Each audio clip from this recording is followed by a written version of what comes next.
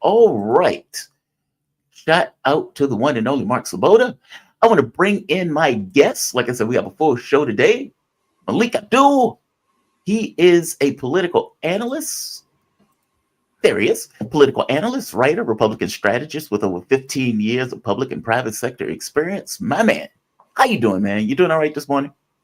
I'm good. Let's see if we have better luck today with the StreamYard stream. But I'm prepared. If it You know goes what's out, I'm funny? prepared to switch to the phone. The people were like, Melik is killing it. And one guy pointed out, he says, man, he says, Melik will be on it and then it'll freeze. He said, I mean, like, damn it, Melik, damn it, Melik. He said, he kept saying it, damn it, Melik. Well, I'm No, ready man. today. Was are you ready? Oh, got the do-rag and all of this. I got tied my do-rag, get ready for combat. So they passed they were able to get past the shutdown. We avoided it, thankfully, at the last minute. Trump did not get what he wanted in regards to the deficit thing, but for the most part, they were able to pass the shutdown bill.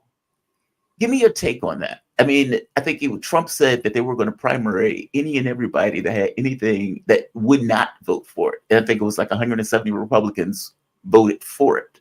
So is Trump going to primary 170 Republicans in the Senate? No, not too much. And if you notice, there were people who began, and actually Donald Trump started it himself, going after Chip Roy of Texas. So just so people know who Chip Roy is one of the, 4 Republicans who joined the 208 Democrats to oust Kevin McCarthy. So Chip Roy has been a fan of many people on the right. Nancy Mace has been a fan of many people on the right. In fact, just a couple of weeks ago, people were praising Nancy Mace as Wonder Woman because she every single day decided to talk about the trans bathroom issue in the Congress, which really wasn't an issue. But everybody loved Nancy Mace until Nancy Mace voted against the bill. So you had Jack Poso and all of these other people out here talking about attacking Nancy Mace, attacking Chip Roy. Now, notably, those are about the only ones. You maybe have about 5 that they've gone after, but those who voted, and let's be clear, those people who voted against what Donald Trump wanted, those 32 or so Republicans, they're not going after them, and a number of them are in the Freedom Caucus. So I call BS on a lot of this stuff anyway, and I'm glad that you pointed out, because I've been trying to tell people, if you listen to what they've said, they said, this is a win. They're voting against what Donald Trump wanted. You should be primary because you're voting against what Donald Trump wanted. But what Donald Trump came out and said after, as Jayapal said, Shadow President Elon Musk came out against the bill, what Donald Trump said, I want a debt ceiling suspension attached to the negotiations. And then everything fell apart from that. But that happened at the end. There was no Mike Johnson has been around Donald Trump about as much as Elon Musk at this point. And we never heard anything about the debt ceiling negotiations until the end. But it wasn't even included. So all of these people who were talking about a win, or all of these people talking about, you voted against Donald Trump, you went up against Donald Trump. Well, it didn't even include the one thing that Donald Trump said. Now, I think that Donald Trump's point was valid about the debt ceiling. So if you go back to 2019, in the negotiations between Donald Trump and Nancy Pelosi on the budget, there was a suspension of the debt ceiling, which is what Trump is asking for now. So that's why people don't remember during COVID in 2020, there was no debt ceiling debate because it had been suspended until 2021, which is right until when Joe Biden got in office. But a lot of these people, I'm glad. I did not want the government to shut down. You know how I am about government shutdown. Yeah, I did and I not agree want with you the on this. government to shut down. But I did think that it was appropriate for them. I think they absolutely should do these individual bills. I don't think that it should be a big omnibus bill, even though they're trying to argue, well, this wasn't an omnibus, it was just a CR. Either way, it's a whole bunch of money. But I really have a problem. And you asked me how I feel about this. I really have a problem with Elon Musk, though. Because I told you last week about him coming out lying about the stadium, lying about Right. the He gave salary fake increase for data in order to professional kill the employees. bill. Yeah. And you saw what happened just a little bit. Donald Trump showed a little leg yesterday at the AmFest festival when he made a point to say that I'm the president. He jokingly said Elon can't be president because he wasn't born in America.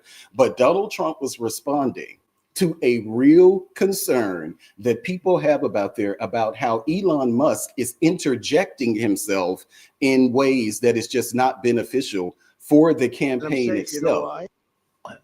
I'm sorry. Oh, please No, continue. I you're was fine. just going to play in the Yeah, background. there was a representative on yesterday. And just to tell you how Republicans have now shifted, well, some of these conservatives have shifted to we love our own billionaires now. There was a representative yesterday, and I don't know where he was from, but he was on one of the Sunday shows. This dude got on national television and said, we have President Donald Trump. We have Vice President JD Vance, and we have Prime Minister Elon Musk. And I said, what? Prime Minister? I think that I have been here. I've been in the trenches. So I've been here when people have been, oh, somebody wears a MAGA hat. Let's start.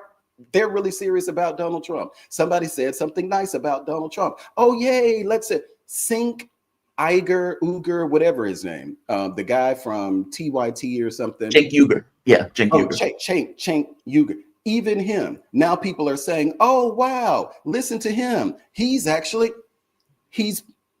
making sense. No, a lot of people are pivoting because they want that access to power. I don't trust a lot of these people. And at the end of the day, Elon Musk can decide, I'm going to go buy a yacht. I'm over this now. And then that's the end of it. I don't think he's vested in this at all. He's vested in the access that he's vested in the power that this access to Donald Trump gives him. That's all it is. He ain't America first. He is Elon Musk first. Yeah, I agree with you on this. Prime Minister, that is outrageous. And just to back up the clip, just so people can hear what you were referring to, it was this. He pointed out of the blue, Elon Musk is not the shadow president for all intents and purposes. Come on. And he got over 2,000 units. That's a lot. And they flooded it with Starlink, and it was so good. It saved a lot of lives, so we want to thank him. But no, he's not going to be president, that I can tell you.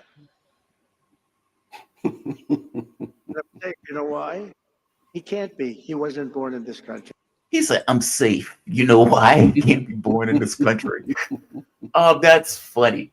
So I'm curious on something else. Mike Johnson, as you pointed out, Mike Johnson has been one of those people very similar to Kevin McCarthy that seems to want government to work, even if he has to go to Democrats in order to make government work.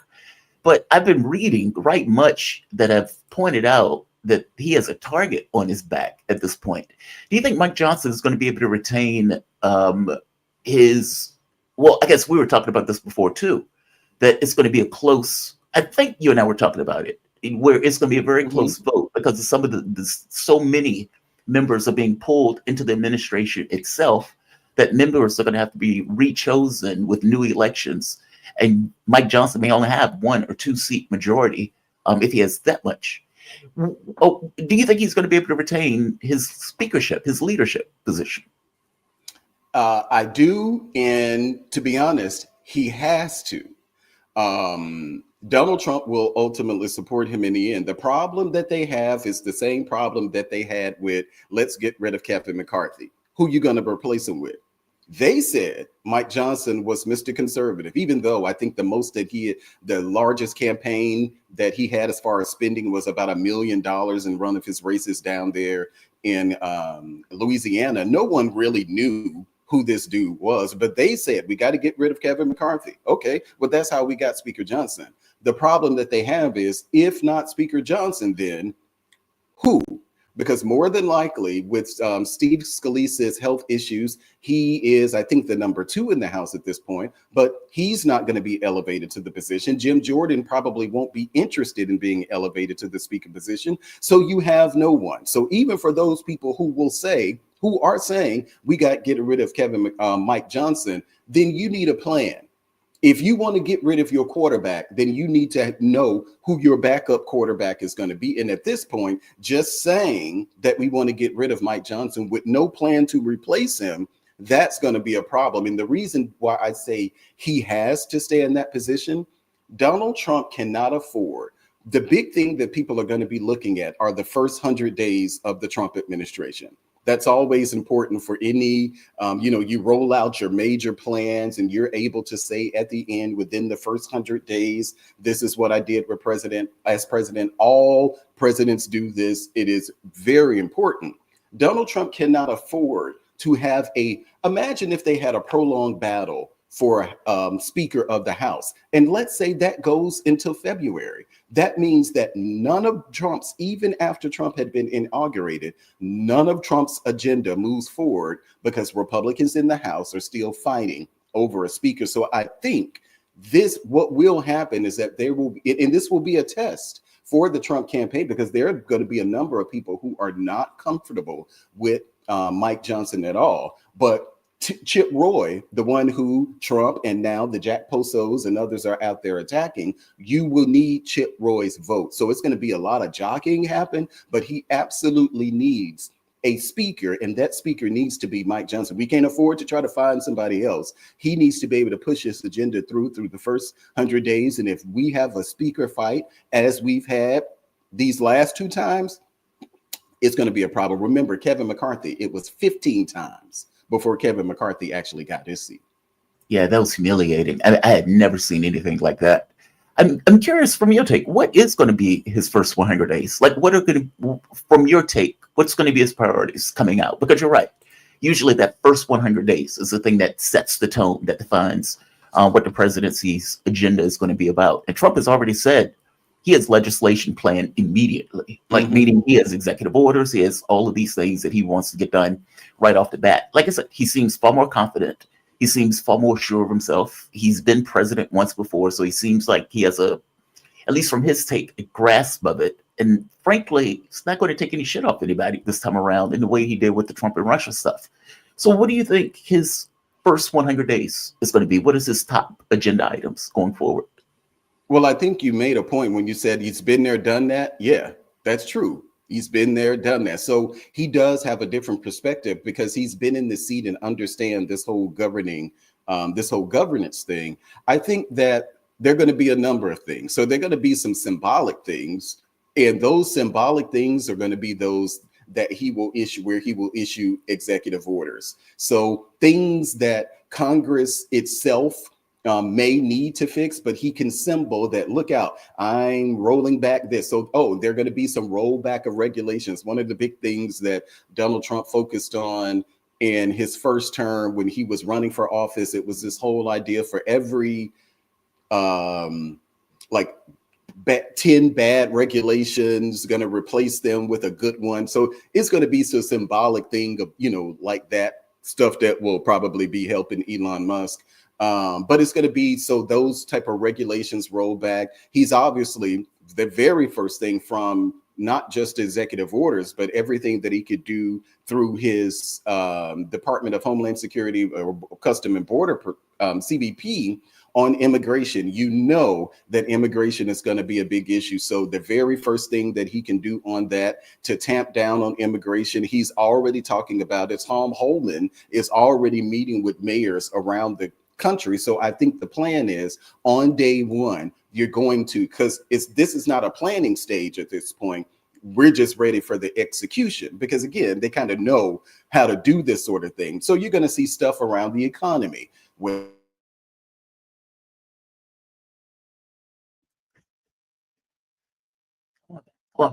Everything was going great. Everything was going great. Okay, he will be back. Everything was going great. There was no issues. Great. There we are. No, I can hear you. Keep going. Okay. Malik is frozen. He will be back in a moment. When I see him moving around, he will be back in a moment. He's probably going to come back with a cell phone. Look, I guess his main point is the things. Look, Trump has said very early on that, he's going to define his administration by what did I say I was going to do versus what am I going to do? And so he has said that that is going to be one of his key plans. And when Malik comes back, one of the questions I want to bring up too is this kind of fight on the left, weirdly enough. Because there you are. Welcome back. Everything was going good. Everything was going good. No, it's perfectly fine. Everything was going great. Please just keep going. Going. I don't understand what's going on with the signal streaming because I just had to switch to my phone, so it's fine. But yeah, so I think he's going to definitely focus on those type of things that he could do. Things, whatever agency implementing policies at the agency, he's probably going to try to do something on trans, like athletes, that type of thing. But you're going to see, I would probably say a typical thing, but immigration for sure, stuff around the economy. I think those are probably going to be like 1 and 2 on this list of things that Donald Trump is going to do. I want you to hear, and I'm glad you brought up Cenk Uygur. I was fascinated by this. So, every so often there are fights on the left. And in these fights on the left, you get these, in this case, it's very weird because you get a group like TYT, the Young Turks, and then you get Majority Report. And the Young Turks seem to have had this come to Jesus moment where they realize some of the policies that the left go with are just not popular. Like this notion of trans kids, for example. Doesn't matter whether it's 1 or 2, it's not popular. There's a reason for it. Nancy Mace, when she's hitting the trans bathroom things, again, there's a reason she's hitting it. She knows it's not popular. And so Uygur seemed to have, like you pointed out, pivoted on certain issues. He still goes with the lefty bona fides. But Uygur, to be fair to Uygur, has always gone with this idea of anti-establishment. Basically, it's this idea of the anti-establishment versus the establishment. And that establishment could be Democrats or Republicans. The issue that the public has is that they don't like the established order. So I want to play this clip. And I want to get your take on this because he's been getting a lot of heat from other lefties on this. But on this, I actually think he's somewhat more right than not. I think the other lefties are extremists, like liberal extremism, in the way that they're going with this stuff. And they're acting like it's a cult, that the moment that somebody pivots a little bit in order to try to find a larger coalition, which is the point of electoral politics, that they're hitting them on, like, how dare you pivot? But this is Uygur. They just booed me. And what I mean by that is not a revolution against the Democratic Party or the left or the country, but a revolution against the establishment. So I knew you guys were for real in fighting against the establishment when I started going on right-wing shows and I would say something negative about Mitch McConnell. And when I did that in the past, what I would get back is, oh, no, Mitch McConnell's great. Pelosi's terrible, but Mitch McConnell's great. Let's do that here. What do you guys think of Mitch McConnell?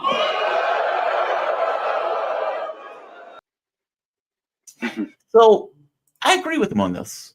Like, the rub is many people like the Sam Seder, for example, these kind of Democratic adjacent lefties, people who are basically creatures of the Democratic Party, even though they have a little bit more license to be a little bit more further out, but they'll always say vote for whatever random Democrat that they put up, regardless of how weak that Democrat is.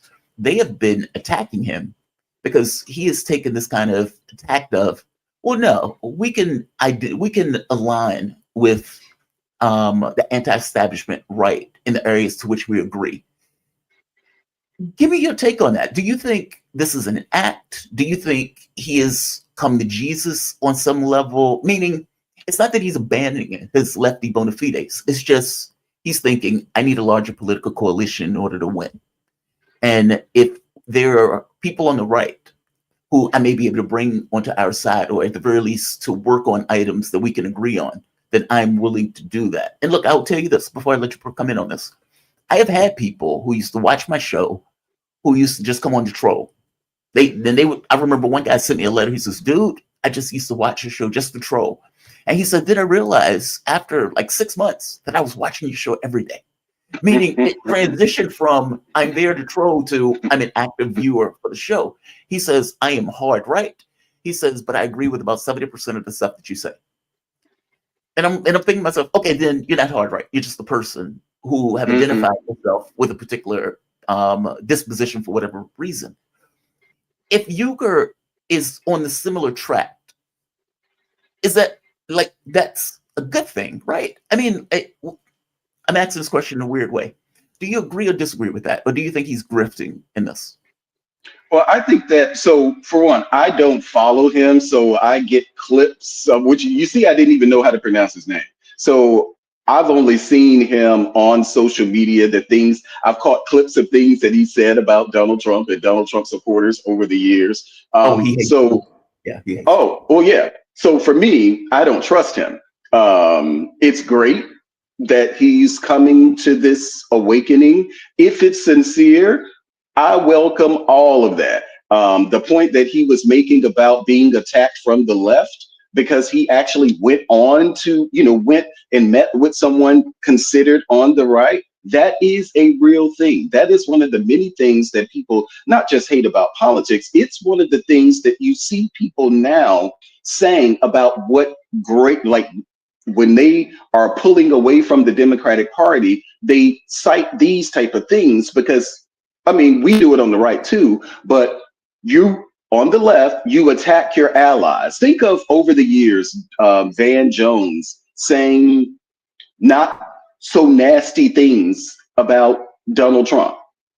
Well, he gets attacked for that. Think about if you go on to a Fox News. Oh, well, you go on Fox News. You're a Democrat who goes on Fox News. You're for the Fox News audience. That's very different than what Kamala Harris did, basically like wrapping herself like an umbilical cord around Liz Cheney. That's very different from that. I think there is space for people to even later on in life to say, well, you know what? Looking back, because you see people now doing these type of reflective, well, maybe. Now I put Cenk, whatever it is, I put him, when you talk about, do I think it's grifting? It very well may not be, but I put him in the same boat that I put Joe Scarborough and Mika Brzezinski. They may have had an awakening, but I literally do not, and I will not trust you. On the other side of that, what I don't like from the right is that we love when somebody says that they like us. We love when somebody says that we like Donald Trump. We love when a rapper says something that seemed to be complimentary of Donald Trump. We love when somebody who says that he's the Black Lives Matter president somewhere in Vermont or Maine says that he endorses Donald Trump. We love, I was just looking at Fox News the other day. There was somebody that they were interviewing from an event where they were going after the mayor Johnson in Chicago, and Fox News had him on, and I just heard him in the background. I hadn't even seen him. I knew he was Black because you could tell. And I said to myself, he probably got on the MAGA hat. Well, I'd be damned. I turned right on around. And now this dude has no history in politics, but he had on a MAGA hat. And that's the only thing that they wanted. I don't trust a lot of these people who come to the party late, although I welcome all to the party. So for me, this dude getting praised at an AmFest event while Mitch McConnell is being booed. See, I already think that Poso is a grifter anyway. So I definitely think that about him. And so we invite somebody like Cenk to come in, and then we wrap our arms around him simply because he may be saying things that we like. I don't trust that at all. I don't trust Cenk, but I definitely don't trust people like Poso and others who amplify him just because they are no longer saying nasty things about Trump or Republicans. I don't like that. Oh man, we're gonna have to find a way to have a middle ground. But you can, and see, the thing is that there are people who are able to. So a lot of people don't like Harold Ford. Harold Ford is a former congressman from Tennessee. He's now in New York, and he's a longtime Democrat, more of a blue dog Democrat, but people attack him because he's on Fox News. But he articulates himself well. He's a very in the middle type of guy. I think that there are a number of things. You don't do it for performative sake. Even in your criticism of Donald Trump or the people who support Donald Trump, it is not part of your shtick. It is not a performance. A lot of these people, this is what you did to make a name for yourself, being nasty. And then now you say, I want to be reasonable here. Well, okay, that is very different. That is very different from people like you who can be objective, and even in the objectivity sees no reason to be nasty and build a name for yourself being provocative. Like, that's what that is. That's the part I don't like. Fair enough. I mean, I guess it'll take time to see where this goes. Because look, you could be right. It could be a grift. It could be, oh, I need to increase my audience. There could be all sorts of reasons for it. Man, thank you. It can be sincere. Yeah, it could be sincere. Yeah, he could be feeling in the dark, and looking for something, realizing something is wrong, trying to figure out what it is. Dude, thank you for that. Well, that's the way Carville explained it. Carville was like, I'm feeling in the dark. I'm trying to figure out what's wrong. I don't know what's wrong. That's valid. I'm gonna use that.